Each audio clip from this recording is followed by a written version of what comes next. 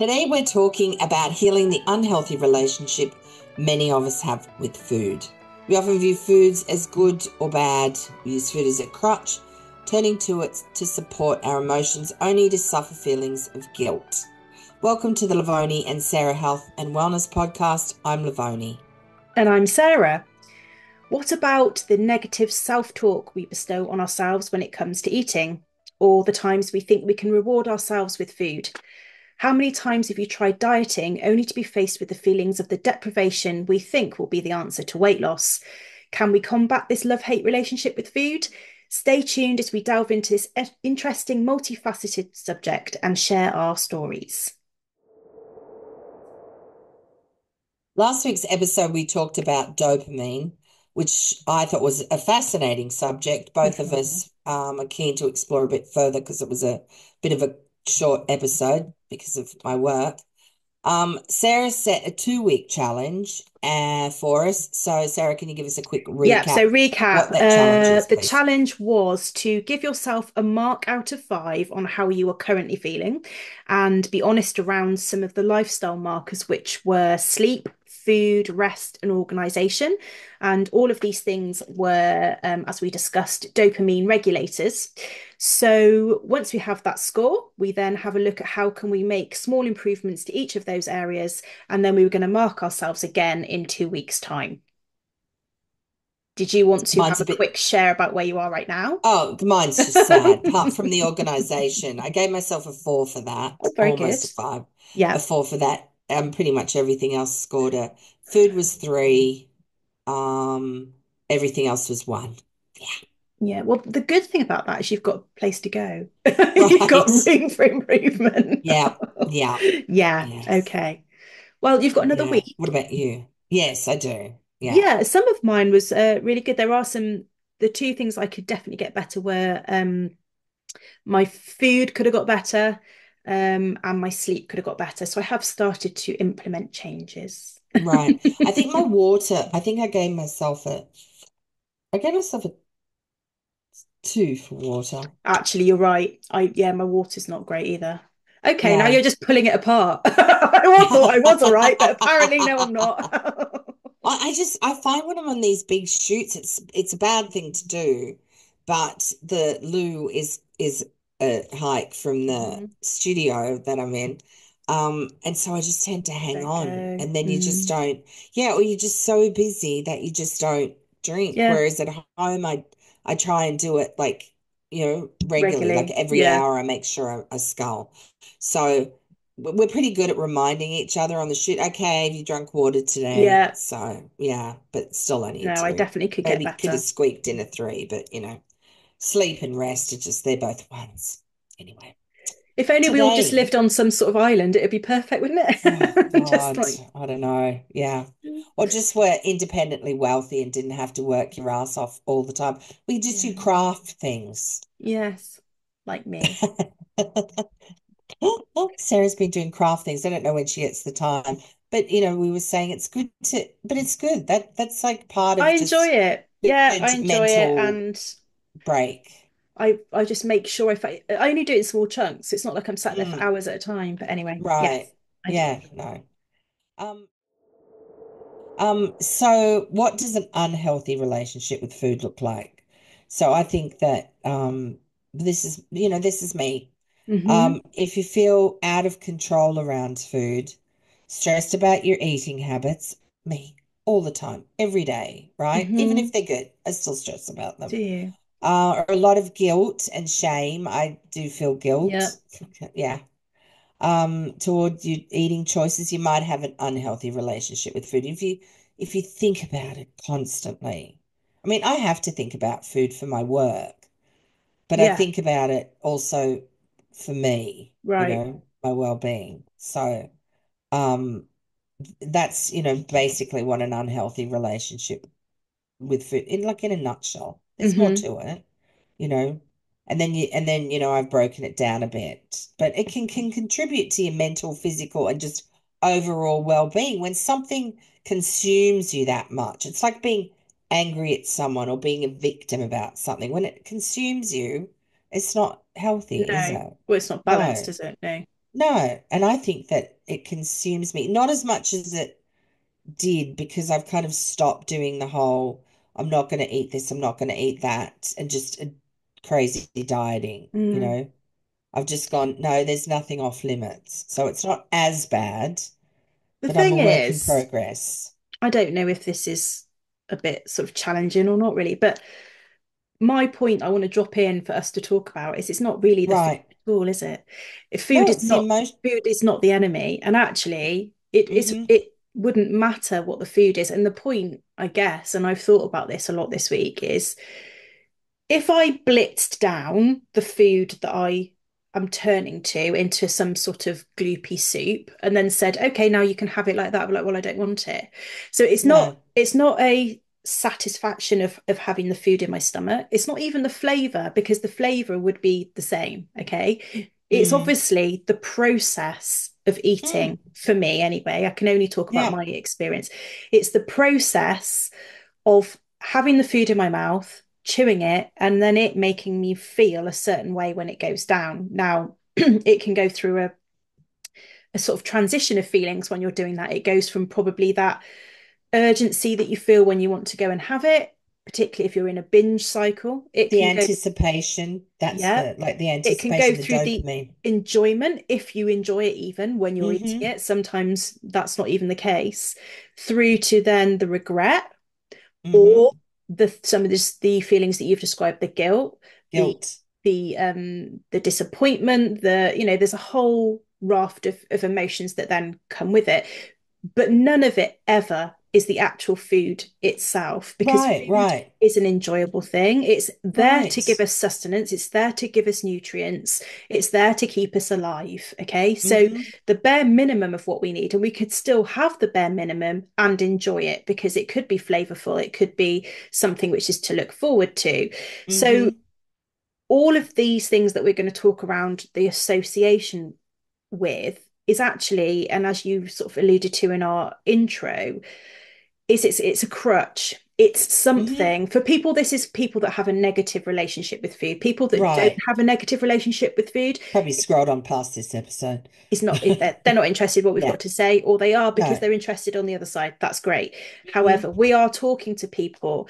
We're also not talking to people that have um a an eating disorder because that's something No. different again. And Whole different thing. anyone that finds themselves either heading towards that situation or in that Hmm. situation should get medical support and medical advice. So again, Exactly. sorry, but this is not the episode for you. So that's Right. parked as well.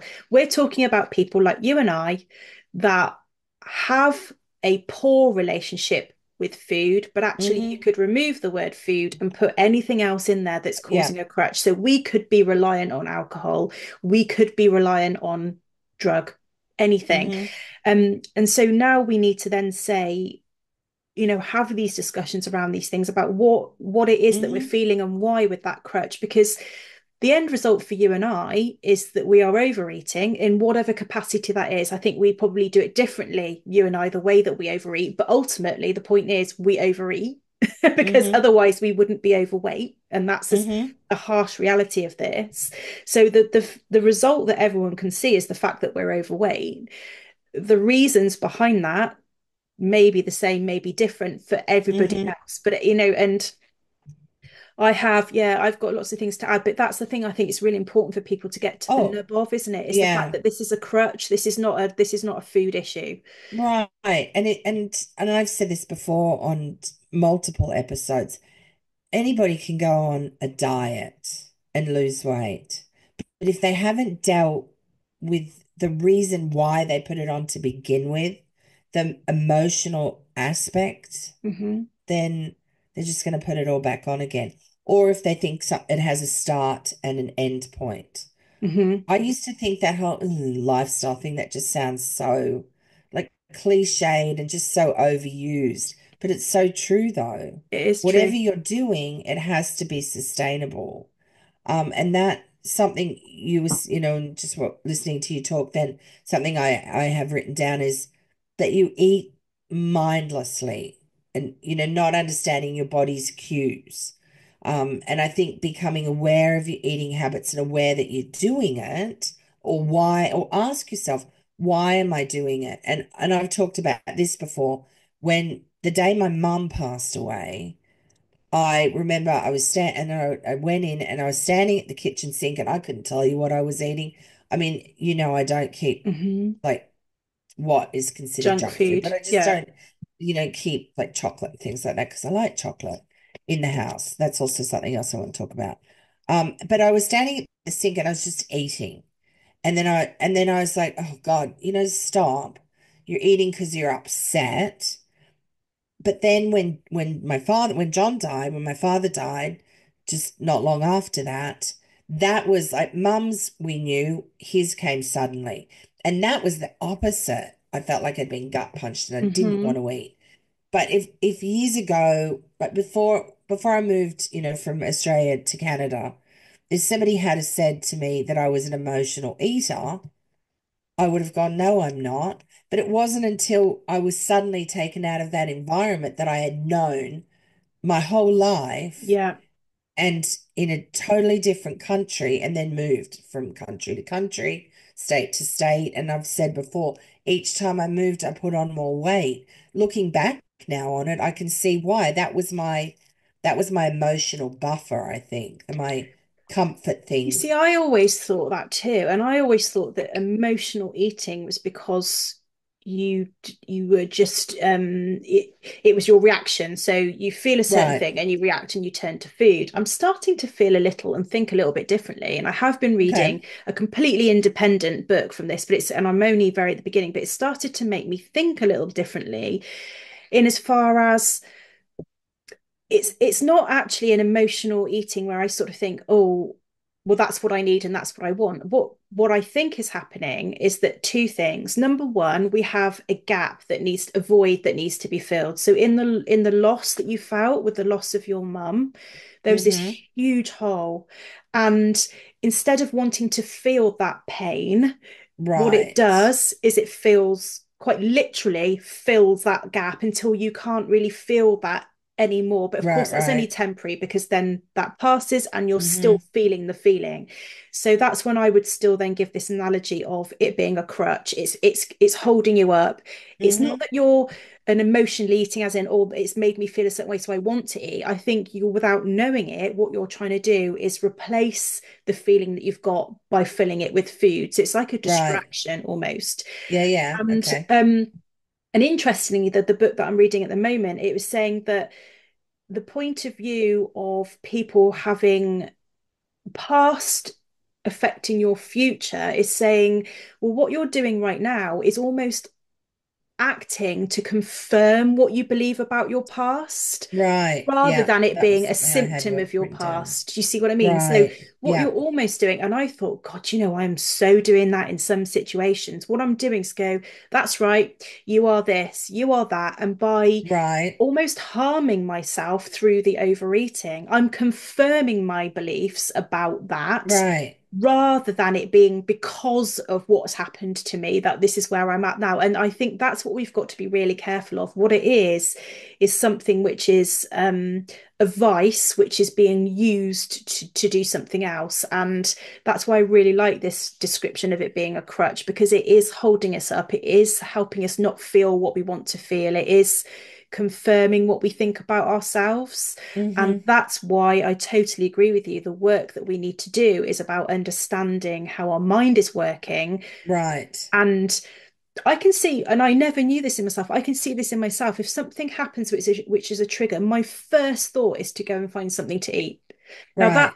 that's not because I need food, and it's not because I'm addicted, because Right. I've been fine for the last 4 hours of not thinking about Yeah, it. yeah. It's a Yeah. trigger that then makes me turn to that because it then makes me not feel those feelings anymore because I've filled Right. myself up with food. So again, everyone is going to be different, but I think that theme is something that we can definitely look at for everybody is why are you turning to the food and what is the food doing for you to help you stop feeling. I think that's Right. important. There's two things that I thought of while you were saying that. So it's almost like not you don't want to deal with it. Yeah, So therefore that's avoidance. one. And the other one is that we've talked about so many times is how you treat yourself and how you mentally, the conversations you have in your head. Hmm.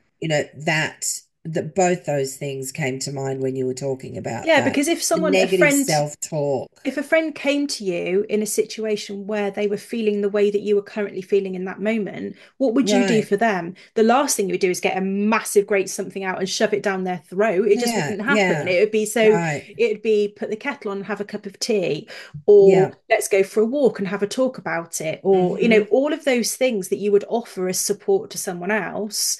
The crutch in their situation would be you. You would be their Right. crutch. But then Yeah. when you're on your own and you've kept yourself isolated and not shared those thoughts or those issues, you Mm-hmm. then search for a crutch. And in our situation, it's food. And that's what we Yeah. then turn to. Right. Um, and, there are a whole load of things. I think there's also, you can get yourself in a position where you have overeaten a lot, your stomach actually feels like it needs more. So when you talk about portion sizes and things, there are Mm. fallouts from this, aren't there? So when Yeah. you eat a lot, you want to eat more because your stomach feels like it wants to be eaten more to make itself full. So Mm-hmm. that sort of satisfaction level is harder to find because you Yeah. are used to eating more. So I think there's that.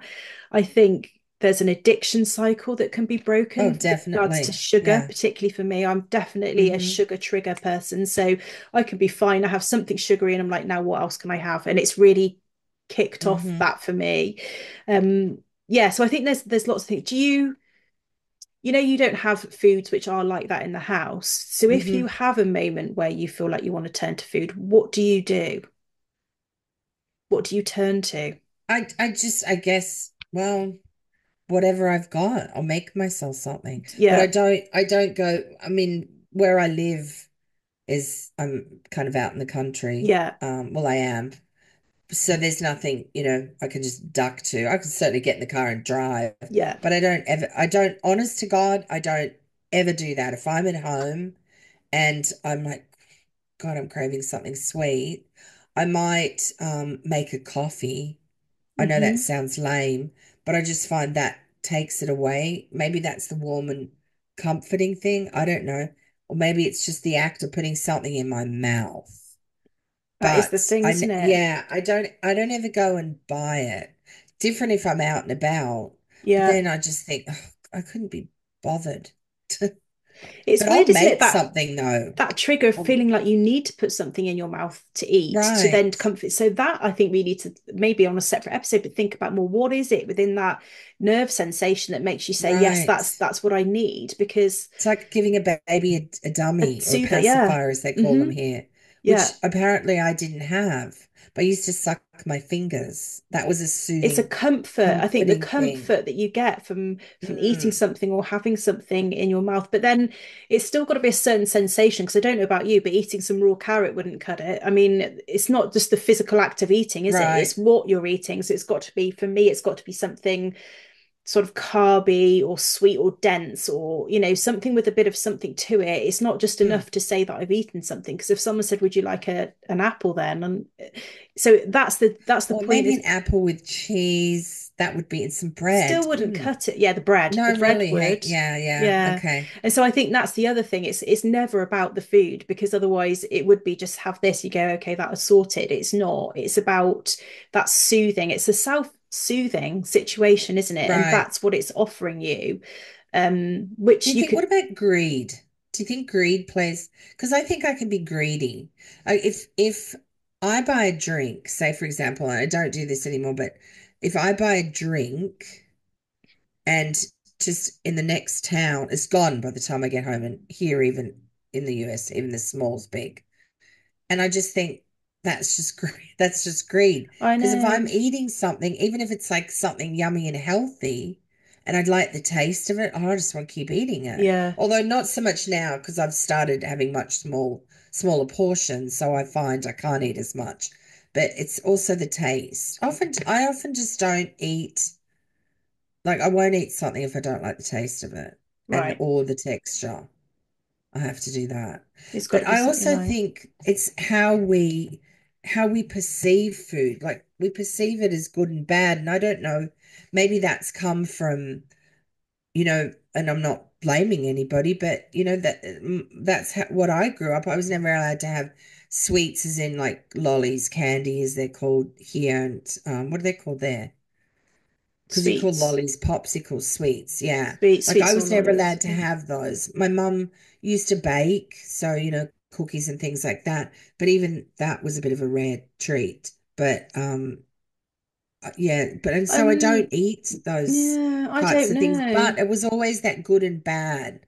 Like, a naughty sort of thing. Like But then chocolate was going back to naughty. that theory of saying that our actions now are actually just trying to cement what we believe rather than it making it what we are, Right. you're an intelligent adult that understands that Yeah. that's not it. So actually, it's No, really, is that the reason? No, it's not. But what you're no. almost doing is confirming what you believe What? from then. And so the Right. great thing about that is that you have the opportunity to change what you think. Is Oh, yeah. And I I'm not don't saying that necessarily that's think that easy. now No, because but I it's think as soon as you do that, it's like, oh, that's bad.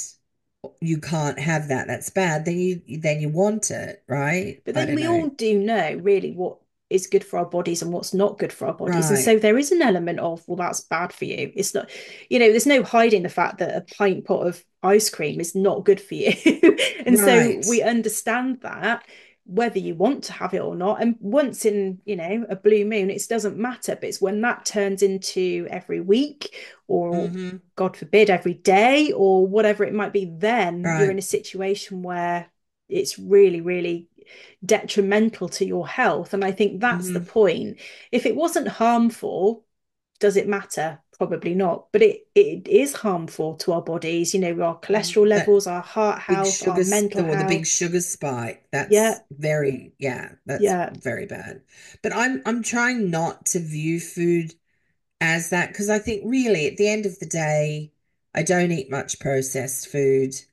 I think I'm really super hard on myself, and in doing that, it perpetuates the situation anyway. So what's your So kind of vice then? Is it because you have too big a portions or it's mine often as too big a portions. I just like the taste of it. yeah. That's just my thing. But I I'm really I'm having much smaller portions Mm-hmm. now. And in doing the research for this too, I did read because I've said before, and we were just talking about it, like I don't keep things in the house like chocolate because I love chocolate, but not all chocolate. There's just certain types of chocolate that I Right. like. But I read something that said that you should keep things in the house so you can um develop a better relationship with them. And I'm thinking, yeah, but I'm being honest with myself in Mm-hmm. that I have a bit of an addiction problem with food and Mm-hmm. especially things like chocolate or pastry. Yeah. Um, an alcoholic wouldn't want to keep bottle of whiskey and wine in the No. house. A drug addict wouldn't think, oh, I'll just pop, the heroin or whatever under the kitchen In sink and, case I want it. Yeah. it, Yeah, yeah, exactly. no, I just think no, you remove yourself those things from your home or the place that you spend the most time. If you're at work, you're not going to have a drawer full of things that are going to raise your blood sugar level, going to make you feel bad. You know, maybe you put like jerky and some carrot sticks in your drawer, whatever. But you're not going to have a whole lot of sugary things in there and then tell yourself, oh, well, I'm just going to have those there and test myself. Why? Why do Mm-hmm. that? Anyway, I thought it was interesting that I just Mm. read it was somebody that dealt with food addiction and like it was a psychologist or something and she was saying that and I thought, I don't necessarily agree with that. I mean, Yeah, I think it's difficult. I think if you're not in a resistant frame of mind, then you're just going to quite literally be feeding it, aren't you? But right. I think that the one of the biggest things is the negative self-talk around it, like you sort of talked about and described. And I Yeah. think that's what I've stopped doing. I've stopped Yeah. talking to myself and giving myself such a hard time about it. More started to think about why. Why am I doing this now compared to when I wasn't doing it 2 years ago? What Mm-hmm. is it that's really the trigger for me? Without now that I've started to understand as well, without this blame culture of saying, oh, it's because that's happened or this has happened, more with the attitude of what am I going to do to try and change that for myself? And Mm-hmm. part of that change will be to then get under control my relationship with food, enjoy food, and enjoy, what I am eating. And it all comes down to a decision making situation. And as hard as that is, ultimately the crutch is doing something. The crutch of food is there because there's obviously a different issue. And there's Right. no point keep blaming, oh, it's because of this, it's because of that. Well, then the Mm-hmm. only thing you can do is to change it. And Right. Yeah. Because if you keep living in the past, you'll stay there, right? You know? absolutely. Yeah. And also, if you keep blaming on something else, you've almost shifted that responsibility of what you're doing now to someone else's Mm-hmm. impact on you. Yeah. And the only Take impact, responsibility for it. yeah, of course. And there's people that have Yeah. been through horrific things, and I understand that. So then you need to get some work done now and some help Mm-hmm. now, whatever that might be and whatever that looks like, to then make a change. And so that's what I've started to do, is just to not talk to myself with that negative sort of voice, and Mm-hmm. just be far more accepting and understanding of myself, but getting really honest with myself and go, Right. you know Being what? honest. Yeah. This is not because I'm accidentally eating too big a portions. This is not because I'm inactive, because I'm not. I'm very active. Mm-hmm. This is because of these reasons. Mm-hmm. And if I unpeel all of that, that is because it's offering me a crutch to this. So what am I going to do about it? And I think Right. that's hard. It's hard to be that honest with yourself as well, isn't it? Sometimes, because it's so much Mm-hmm. easier to blame it on, oh, well, I'm addicted to this, which I am in Or some ways. I know society. sugar is is my trigger for sure. Right. Society, or because portion sizes are too big, or because.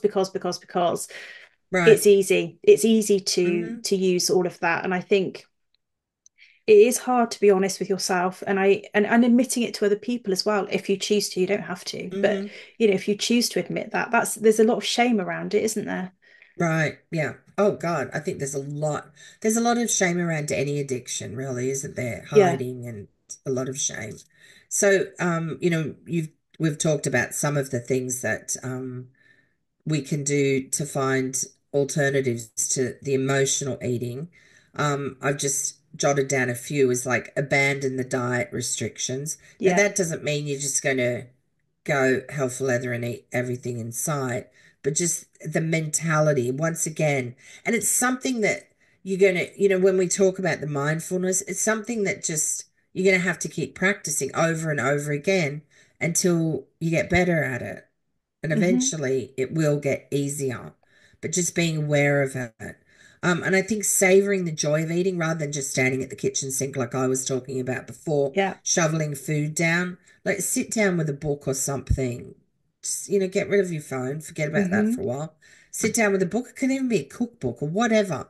Sit down for 10 minutes and enjoy it. Yeah. Like you were saying, understand why we eat besides the hunger. Um, and then stop thinking about the losing weight and instead this I don't know about you, but this helps me a lot. Instead think about the healthy aspect Yeah. of it, Hmm. getting healthy. I think that to me is a bit of a game changer Yeah. rather than and I think that, if you feel you can't do it alone, then maybe go and nowadays it's so easy if you want to see a dietitian, maybe get them to write you out something if that will help you. Hmm. Um, so well, okay, this is a good amount of carbs or whatever, and it is hard to follow macros, but a lot of them will make it so it's easy for people. Hmm. Or there are people like psychologists that are trained in addiction, food addiction specifically. And I mean, you can talk to them online, and often insurance companies will cover that. And let go of that all or nothing mentality. Like if you have a cupcake or a piece of cake or whatever, don't think, oh, fuck it, I've blown it for the Yeah. day. So, I'll that's eat it. everything It's else. Yeah. over. Then I'm just gonna, yeah. So that it's just all part of that can be part of just a normal lifestyle is Hmm. having that, maybe not every day or for every meal, but and again, like I can't stress this enough is being mindful. Are you hungry, bored, upset? Is it mealtime? Um, not doing the good and bad with food. even though we talk about the ultra processed, like you said, people know if Mm. something's healthy, Going to help you with your health healthy, or not. Yeah. is going to yeah, benefit. Is it nutrient dense? That's also another way that I look at it, or is it just empty calories? Yeah. And then curating a lifestyle that's sustainable. We've talked about that a lot. Let go of the past and stop being a victim, and feeling like people have done you wrong, or things that we're taught. We're taught, you're supposed to clean your plate, all the rest of it. Like as an adult, you know that you don't have to Yeah. do that. And also I think that if you are serving yourself up food, because if it's on your plate, there's more chance that you'll eat it Yeah. rather than go back for seconds. So, focus on that. And just, really work on building a better relationship with food. And I think that starts, I hate saying this, but just being kind to yourself, cutting yourself some slack. I That's the really think first that. place to start. And just, maybe get a little adventurous. I also find, and I know we talk about meal planning a lot, but do you find that helps you? Yes. Yeah. Yeah. So Because I you've think got I the don't, stuff in the because I feel like house. I have some structure. And Yeah. actually, in those moments when I am then feeling hungry, I don't then sort of panic almost and just turn to everything. And I think, well, I know what I'm going to have. It definitely helps. But all of those things you were just describing there, I think for me, the underlying foundation to that is action. So Hmm. all of this is going to happen because you've got to do something.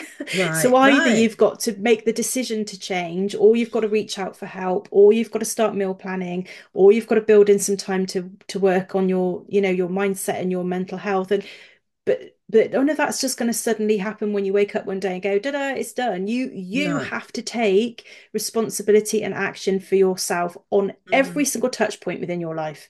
And this is one of them, unfortunately. And so it's not going to start until you've made the decision that you're going to do it and make some Right. changes. So yeah, that's Yeah. the And don't compare yourself to other people doing it, because we all are on our own, little oh journey, yeah. and everybody reacts different to things. Some people can just go, oh, I'm going to stop smoking, and will stop.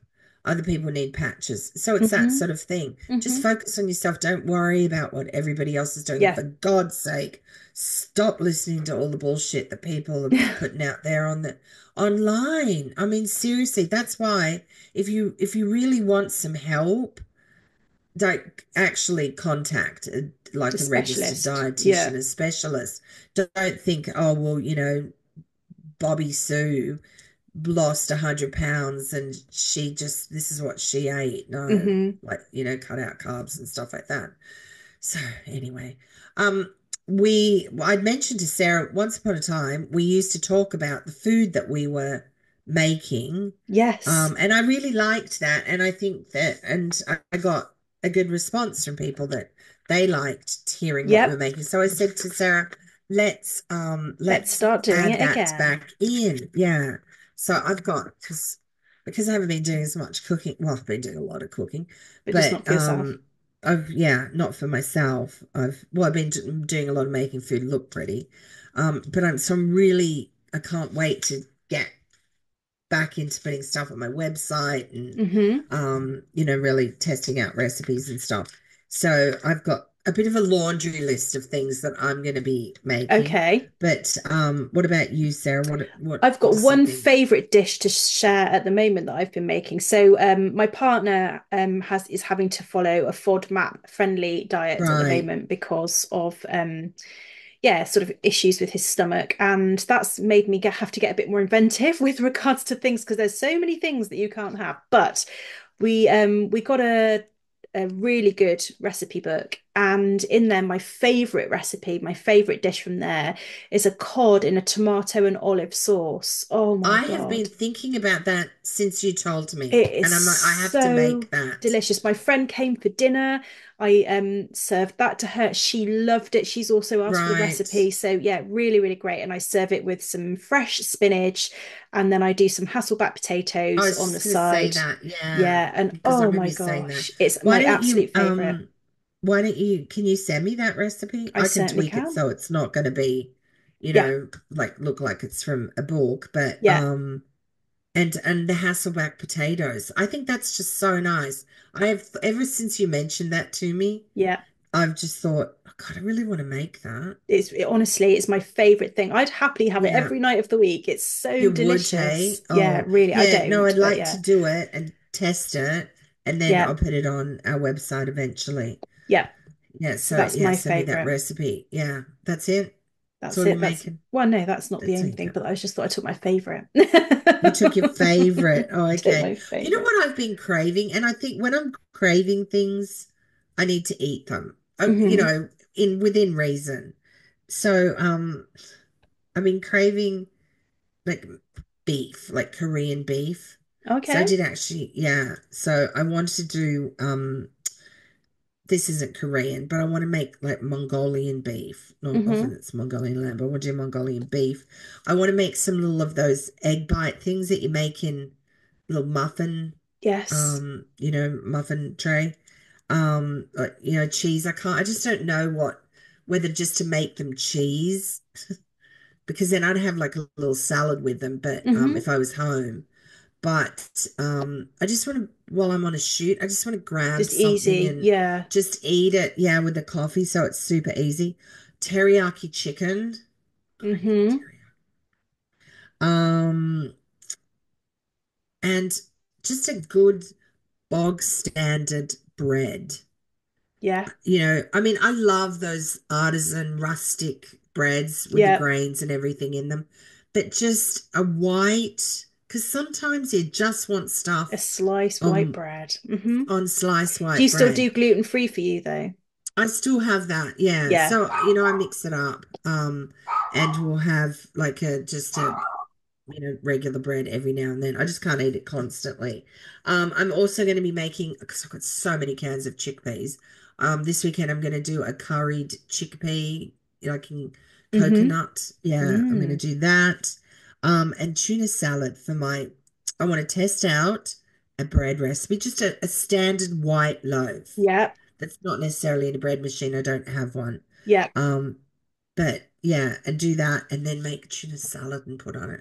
Just Oh, because I'm craving that. that'd be nice. I've had a lot of tuna salad. That's what I've been having for my lunches It's actually. good. It's really good, Mm. high protein. Do you Mm. mix it with mayo and A little bit, but I put in from the supermarket, get these really nice jars of pickled pink onion, sliced oh onion. yeah, And so then right. in the tuna I put a little tiny bit of that liquor, like the vinegar from Yes, that too. Oh, it's making my mouth water with, yeah, really, really tasty. So that's my favorite at the moment for lunch. right. Mum used to make, she'd get, because I quite like canned salmon. Hmm. I love smoked salmon. I'm not like a massive fresh salmon fan, Right. but I do like canned salmon. And she would, here, I just find North Americans are crazy about mayonnaise, and I'm not that mad about Yeah. it. But Mum used to put malt vinegar and really Hmm. finely chopped onion, Yeah, I put and I spring loved onion. Yeah, that. I put spring onion in mine Yeah, too. Yeah, yeah. really nice. So yeah, that's good as well. Um, so yes, that's the sort of things Delish. I'm that hungry now. right, right, yeah. Thank you for tuning in today. Be sure to check out our website for new posts each week as we dive deeper into each episode. Find links to our Instagram and YouTube channel in the show notes below. And don't forget to subscribe so you never miss an episode. Livoni and I truly appreciate your support. And so until next week, bye for now.